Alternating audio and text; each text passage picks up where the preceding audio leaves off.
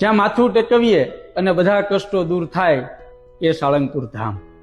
સાળંગપુર ધામમાં બિરાજમાન કષ્ટભંજન દેવનો મહિમા વર્ણવે ન વર્ણવી શકાય એવો મહાન, અદ્ભુત અને અદ્વિતીય છે. આ ભૂમિની રજ માત્ર દરેક દુઃખોને દૂર કરનારી પવિત્ર છે. એટલે જ આખું જગત કહે છે કે સાળંગપુરમાં હનુમાનજી મહારાજની મૂર્તિ નહીં પણ દાદા સ્વયં સાક્ષાત બિરાજે છે. સાળંગપુરની વાત તો આપણે જાણીએ છીએ અને શ્રદ્ધાપૂર્વક ત્યાં જઈએ પણ છીએ, પરંતુ વાત કરવી છે મહાપ્રતાપી, મહાસમર્થ, મહાવીર કષ્ટભંજન દેવની દિવ્ય મૂર્તિમાં યોગ શક્તિથી પ્રાણ પૂરનારા અનાદિ મૂળ અક્ષર સિદ્ધ ગર્ભ યોગી સદગુરુ શ્રી ગોપાળાનંદ સ્વામી. સ્વામિનારાયણ સંપ્રદાયની ધરોહર સમા ગોપાળાનંદ સ્વામીની પ્રાગટ્ય ભૂમિ તોરડા જવાનું સૌભાગ્ય પ્રાપ્ત થયું અને ગોપાળાનંદ સ્વામીની સમીપે જવાનો અવસર પ્રાપ્ત થયો.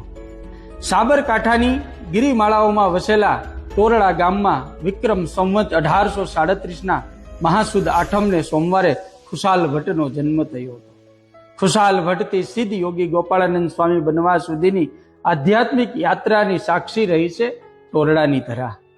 જે ઘરમાં સ્વામીનો જન્મ થયો હતો અને જ્યાં સુધી તોરડા રહ્યા એ ઓરડા આજે પણ હયાત છે.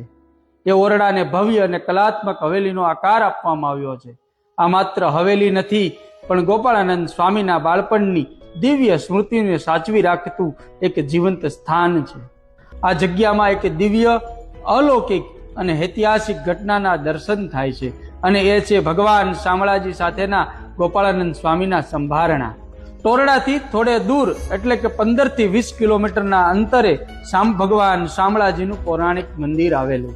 સંપ્રદાયના ગ્રંથોમાં ભગવાન શામળાજી તોરડા આવીને બાળ સખા ગોપાળાનંદ સ્વામી સાથે રમતા એવો ઉલ્લેખ જોવા મળે છે, જ્યાં ભગવાન શામળાજી તેમના ઝાંઝર ભૂલી ગયા હતા અને એ કથા ઘણી પ્રચલિત પણ છે. આ ઓરડામાં જે નવલી એટલે કે બારીમાંથી ભગવાન શામળાજી આવતા હતા એ બારી પણ છે અને જ્યાં ઝાંઝર ભૂલી ગયા હતા એ સ્થાન પણ છે. આ જ ગામમાં ભગવાન સ્વામિનારાયણનું સુંદર અને કલાત્મક મંદિર પણ છે. મંદિરમાં શ્રી ગોપાલલાલજી હરિકૃષ્ણ મહારાજ બિરાજમાન છે અને ગોપાળાનંદ સ્વામીનું સિંહાસન પણ છે.